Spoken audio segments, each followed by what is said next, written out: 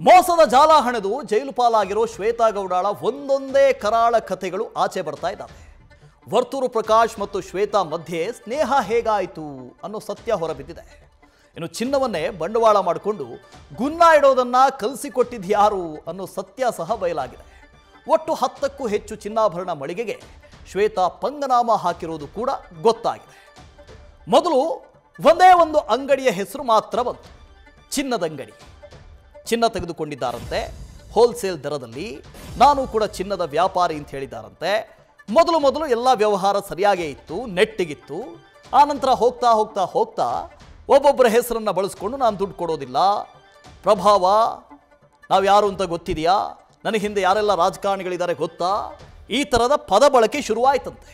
ಆನಂತರ ಗೊತ್ತಾಗಿತ್ತು ನಾವು ಮೋಸ ಹೋಗಿದ್ದೀವಿ ಅಂತ ಚಿನ್ನದಂಗಡಿಯವರಿಗೆ. ಅಲ್ಲಿ ನೋಡಿದ್ರೆ ಒಂದಷ್ಟು ಜನ ರಾಜಕೀಯ ನಾಯಕರುಗಳ ಹೆಸರು, ಪ್ರಮುಖವಾಗಿ ಮಾಜಿ ಸಚಿವರು ವರ್ತೂರು ಪ್ರಕಾಶ್ ಅವರ ಹೆಸರು. ಮರುದಿನವೇ ನಾವು ಮಾತಾಡ್ಸಿದ್ವಿ ಅವ್ರನ್ನ. ಆವಾಗ ವರ್ತೂರು ಪ್ರಕಾಶ್ ಹೇಳಿದ್ರು ನನಗಿದಕ್ಕೂ ಸಂಬಂಧನೇ ಇಲ್ಲ, ನನಗೆ ಖಾಲಿ ಪರಿಚಯ ಅಷ್ಟೇ, ಬೇರೆ ಏನೂ ಗೊತ್ತಿಲ್ಲ ಅಂತ ಹೇಳಿದ್ರು. ಅದಾದ ನಂತರ ಈಗ ಸ್ಟೇಷನ್ಗೆ ಹೋದಾಗ ಪೊಲೀಸರು ಬಾಯಿ ಬಿಡಿಸಿದಾಗ ಒಂದೊಂದೇ ಸತ್ಯ ಬಯಲಾಗ್ತಾ ಇದೆ. Friend to ಪಂಗನಾಮ. ಶ್ವೇತಾಗೆ ಫೇಸ್ಬುಕ್ನಲ್ಲಿ ಫ್ರೆಂಡ್ ರಿಕ್ವೆಸ್ಟ್ ಬಂತಂತೆ. ಹೇಗೆ ವರ್ತೂರು ಪ್ರಕಾಶ್ ಶ್ವೇತಾ ಜೊತೆ ಸ್ನೇಹ ಬೆಳೆಸಿದ್ರು ಅಂತ, ಇವ್ರ ಪರಿಚಯ ಹೇಗೆ ಅಂತ ವರ್ತೂರು ಪ್ರಕಾಶ್ ಹೇಳ್ತಾ ಇದ್ರಲ್ಲ, ನಾನು ಸುಮ್ಮನೆ ಹಿಂಗೆ ಪರಿಚಯ ಅವರು ಅಷ್ಟೇ, ಅದು ಬಿಟ್ಟು ಬೇರೆ ಏನೂ ಇಲ್ಲ ಅಂತ. ಪರಿಚಯ ಆಗಿದ್ದು ಹೇಗೆ?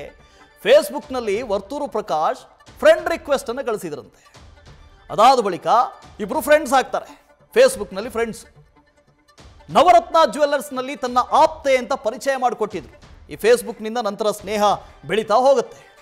ಅದಾದ ನಂತರ ನವರತ್ನ ಜ್ಯುವೆಲ್ಲರಿಗೆ ಕರ್ಕೊಂಡು ಹೋಗ್ತಾರೆ. ಅಲ್ಲಿ ನಂಬಬೇಕಲ್ಲ ಶ್ವೇತಾ ಗೌಡನ. ಆಗ ವರ್ತೂರು ಪ್ರಕಾಶ್ ನನ್ನ ಸ್ನೇಹಿತೆ ಅಂತ ಇಂಟ್ರಡ್ಯೂಸ್ ಮಾಡಿ ಕೊಡ್ತಾರೆ, ನನ್ನ ಆಪ್ತೆ ಅಂತ ಹೇಳ್ತಾರೆ. ಶ್ವೇತಾಳನ್ನ ಜ್ಯುವೆಲ್ಲರಿ ಶಾಪ್ಗೆ ಕರ್ಕೊಂಡು ಹೋಗಿದ್ರು ವರ್ತೂರು ಪ್ರಕಾಶ್. ಶ್ವೇತಾಗೆ 25 ಲಕ್ಷ ರೂಪಾಯಿ ಬಾಡಿಗೆ ಬರುತ್ತೆ ಅಂತ ಹೇಳಿದ್ರಂತೆ. ನಂಬೇಕಲ್ಲ, ಇಷ್ಟೊಂದು ದೊಡ್ಡ ಮೊತ್ತದ, ಇಷ್ಟೊಂದು ದೊಡ್ಡ ಮೌಲ್ಯದ ಚಿನ್ನಾಭರಣ ಕೊಡ್ತಾ ಇದ್ದೀನಿ, ಅಲ್ಲಿಂದ ರಿಟರ್ನ್ ಬರೋದು ಹೇಗೆ? ಹಾಗೆ ಮಾಡಿದಾಗ 25 ಲಕ್ಷ ರೂಪಾಯಿ ಬಾಡಿಗೆ ಬರುತ್ತೆ ಶ್ವೇತಾಗೆ, ನೀವು ಧೈರ್ಯವಾಗಿ ಕೊಡ್ಬೋದು ಅಂತ ಹೇಳಿದ್ಯಾರು? ವರ್ತೂರು ಪ್ರಕಾಶ್. ಶಾಪ್ ಮಾಲೀಕ ಸಂಜಯ್ಗೆ ಬಿಸ್ನೆಸ್ ಮಾಡೋದಕ್ಕೆ ಹೇಳಿದ್ರಂತೆ. ಇಷ್ಟೆಲ್ಲ ದುಡ್ಡು ಬರುತ್ತೆ, ನೀವು ಬಿಸ್ನೆಸ್ ಮಾಡಿ ಅಂತ. ಹೋಲ್ಸೇಲ್ ಬಿಸ್ನೆಸ್ ಮಾಡುವಂತೆ ವರ್ತೂರು ಪ್ರಕಾಶ್ ಹೇಳಿದ್ರು, ನಂಬಿಸಿದ್ರು. ಕೋಟ್ಯಾಂತರ ಮೌಲ್ಯದ ಚಿನ್ನಾಭರಣ ವ್ಯವಹಾರ ಮಾಡ್ತಿದ್ರು. ಚಿನ್ನ ತರಿಸಿಕೊಳ್ಳುವಾಗ 10 ಲಕ್ಷ ರೂಪಾಯಿ ಕೊಟ್ಟು ಬರ್ತಾ ಇದ್ರಂತೆ ಯಾವಾಗಲೂ ಶ್ವೇತಾ ಗೌಡ. ಚಿನ್ನಾಭರಣ ಬೇರೆ ಕಡೆ ಅಡ ಇಟ್ಟು ಮತ್ತೆ 10 ಲಕ್ಷವನ್ನು ಕೊಡ್ತಾ ಇದ್ರು. ಪ್ರತಿ ಬಾರಿ ಚಿನ್ನ ತೆಗೆದುಕೊಂಡು ಹೋಗೋದಾಗ 10 ಲಕ್ಷ ರೂಪಾಯಿ ಕೊಟ್ಟು ಬರ್ತಾ ಇದ್ರಂತೆ. ಚಿನ್ನದ ಬೆಲೆ ಎಷ್ಟು ಬೇಕಾದರೂ ಇರಲಿ, ನಾವು ಕೊಡೋದು 10 ಲಕ್ಷ ಮಾತ್ರ. ಮೊದಲ ವ್ಯವಹಾರ ಅಲ್ವಾ? ಆ 10 ಲಕ್ಷನ ಎಲ್ಲಿಂದ ತರ್ತಾ ಇದ್ರು? ಈ ಅಂಗಡಿಯಿಂದ ಚಿನ್ನ ತೆಗೆದುಕೊಳ್ಳೋದು, 10 ಲಕ್ಷ ರೂಪಾಯಿ ಕೊಡೋದು, ಅದನ್ನು ಇನ್ನೊಂದು ಅಂಗಡಿಗೆ ಹೋಗಿ ಅಡಮಾನ ಇಡೋದು, ಅಲ್ಲಿಂದ ದುಡ್ಡು ಪಡೆಯೋದು ಹೆಚ್ಚಿನ ಮೊತ್ತವನ್ನು. ಅದರಲ್ಲಿ 10 ಲಕ್ಷ ಮಾತ್ರ ಈ ಅಂಗಡಿ ಕೊಡೋದು, ಇಷ್ಟನ್ನೇ ಮಾಡ್ತಾ ಇದ್ರಂತೆ.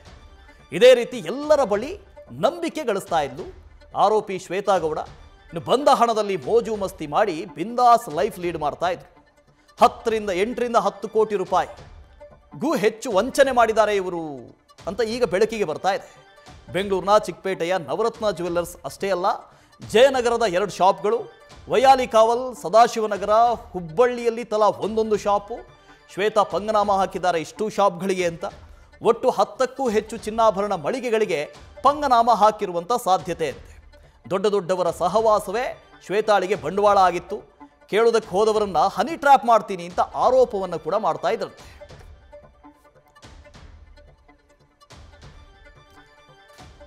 ಇನ್ನು ಮೊದಲು ಪ್ರಾರಂಭ 2022ರಲ್ಲಿ ಒಡವೆಯನ್ನ ಗಿರವಿ ಇಡೋದಕ್ಕೆ ಶ್ವೇತಾ ಗೌಡ ಹೋಗಿರ್ತಾರೆ.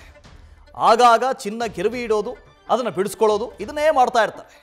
ಶ್ವೇತಾ ಗೌಡಗೆ ಜ್ಯುವೆಲ್ಲರಿ ಶಾಪ್ ಮಾಲೀಕ ಚಿನ್ನಾರಾಮ್ ಪರಿಚಯ ಆಗುತ್ತೆ. ಇಷ್ಟೆಲ್ಲ ವ್ಯವಹಾರಗಳನ್ನು ಮಾಡ್ತಾ ಇರ್ತಾರಲ್ಲ, ಆಗ ಚಿನ್ನಾರಾಮ್ ಪರಿಚಯ ಆಗುತ್ತೆ. ಶ್ವೇತಾಳಿಗೆ ಖತರ್ನಾಕ್ ಐಡಿಯಾಗಳನ್ನು ಕೊಟ್ಟಿದ್ದೇ ಈ ಚಿನ್ನಾರಾಮ್. ಏನಾದರೂ ಬಿಸ್ನೆಸ್ ಮಾಡಬೇಕಲ್ಲ ಇವ್ರನ್ನ ಇಟ್ಕೊಂಡು ಅಂತ. ದೊಡ್ಡವರನ್ನ ಪರಿಚಯ ಮಾಡ್ಕೋ, ಅವರನ್ನು ಮಾತಾಡಿಸು, ಗೋಲ್ಡ್ ಬಿಸ್ನೆಸ್ ಮಾಡು, ಇದನ್ನೆಲ್ಲ ಹೇಳ್ಕೊಟ್ಟಿದ್ದು ಈ ಚಿನ್ನಾರಾಮ್.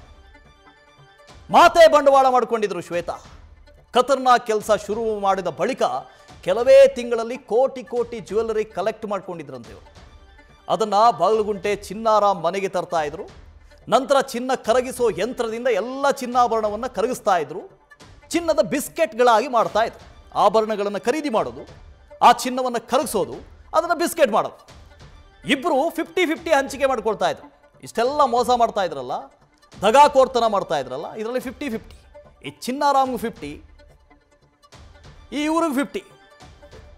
ಐಷಾರಾಮಿ ಲೈಫ್ ಲೀಡ್ ಮಾಡುವಂಥ ಜನರನ್ನು ಮೆಚ್ಚಿಸೋದಕ್ಕೆ ಗಿಫ್ಟ್ಗಳನ್ನು ಕೊಡೋದು. ವರ್ತೂರು ಪ್ರಕಾಶ್ ಮಗ ನಿತಿನ್ಗೆ 50,000 ಶರ್ಟನ್ನು ಗಿಫ್ಟ್ ಕೊಟ್ಟಿದ್ರಂತೆ. ಯಾರ್ದೋ ದುಡ್ಡು ಎಲ್ಲ ಮಂಜಾತ್ರೆ. ಎಷ್ಟಾದ್ರೂ ಏನು, ನಮ್ಮ ದುಡ್ಡ? 50,000 ರೂಪಾಯಿ ಶರ್ಟನ್ನು ಗಿಫ್ಟ್ ಕೊಟ್ಟಿದ್ರಂತೆ. ಹಲವರಿಗೆ ಇದೇ ರೀತಿ ಗಿಫ್ಟ್ ಕೊಟ್ಟಿದ್ದಾರೆ. ಮಾತಿನಿಂದ ಮರಳು ಮಾಡಿ ವಂಚನೆ ಮಾಡ್ತಾ ಇದ್ರಂತೆ.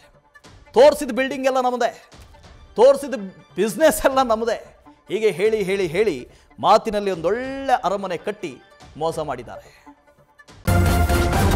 ನ್ಯೂಸ್ ಫಸ್ಟ್ ನಿರ್ಭೀತಿಯಿಂದ ನಿಮ್ಮ ಪರವಾಗಿ.